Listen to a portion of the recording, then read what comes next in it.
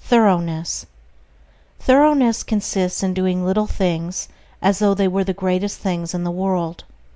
That the little things of life are of primary importance is a truth not generally understood, and the thought that little things can be neglected, thrown aside, or slurred over is at the root of that lack of thoroughness which is so common, and which results in imperfect work and unhappy lives.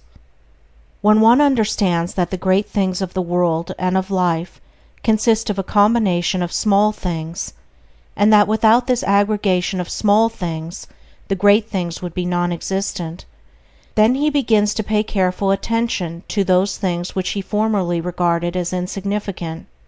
He thus acquires the quality of thoroughness, and becomes a man of usefulness and influence, for the possession or non-possession of this one quality may mean all the difference between a life of peace and power and one of misery and weakness. Every employer of labor knows how comparatively rare this quality is, how difficult it is to find men and women who will put thought and energy into their work, and do it completely and satisfactorily. Bad workmanship abounds. Skill and excellence are acquired by few. Thoughtlessness, carelessness, and laziness are such common vices that it should cease to appear strange that in spite of social reform the ranks of the unemployed should continue to swell, for those who scamp their work today will another day, in the hour of deep necessity, look and ask for work in vain. The law of survival of the fittest is not based on cruelty, it is based on justice. It is one aspect of that divine equity which everywhere prevails. Vice is beaten with many stripes. If it were not so, how could virtue be developed?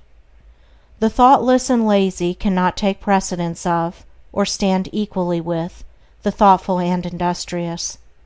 A friend of mine tells me that his father gave all his children the following piece of advice: "Whatever your future work may be, put your whole mind upon it and do it thoroughly. You need then have no fear as to your welfare, for there are so many who are careless and negligent that the service of the thorough man are always in demand."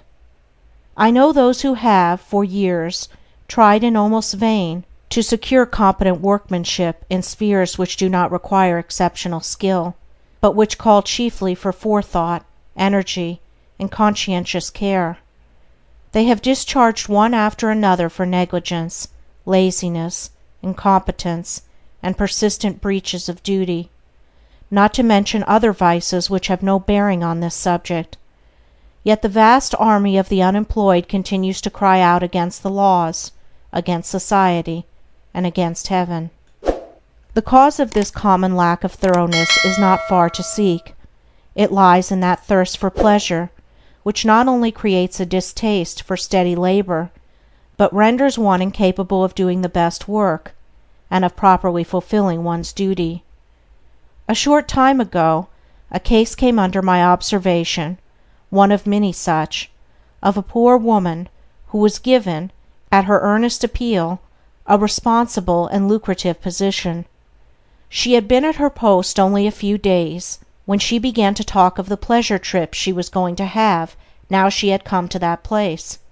She was discharged at the end of a month for negligence and incompetence. As two objects cannot occupy the same space at the same time, so the mind that is occupied with pleasure cannot also be concentrated upon the perfect performance of duty. Pleasure has its own place and time, but its consideration should not be allowed to enter the mind during those hours which should be devoted to duty. Those who, while engaged in their worldly task, are continually dwelling upon anticipated pleasures, cannot do otherwise than bungle through their work, or even neglect it when their pleasure seems to be at stake. Thoroughness is completeness, perfection. It means doing a thing so well that there is nothing left to be desired. It means doing one's work, if not better than anyone else can do it, at least not worse than the best that others do. It means the exercise of much thought, the putting forth of great energy, the persistent application of the mind to its task. and the cultivation of patience, perseverance, and a high sense of duty. An ancient teacher said, "If anything has to be done, let a man do it. Let him attack it vigorously." And another teacher said, "Whatsoever thy hand findeth to do, do it with thy might." He who lacks thoroughness in his worldly duties will also lack the same quality in spiritual things. He will not improve his character. He will be weak and half-hearted in his religion, and will not accomplish any good and useful end. The man who keeps one eye on worldly pleasure and the other on religion, and who thinks he can have the advantage of both conditions, will not be thorough either in his pleasure-seeking or his religion, but will make a sorry business of both. It is better to be a whole-souled worldling than a half-hearted religionist; better to give the entire mind to a lower thing than half of it to a higher. It is preferable to be thorough, even if it be in a bad or selfish direction, rather than inefficient and squeamish in good directions, for thoroughness leads more rapidly to the development of character and the acquisition of wisdom. It accelerates progress and unfoldment, and while it leads the bad to something better, it spurs the good to higher and ever higher heights of usefulness and power.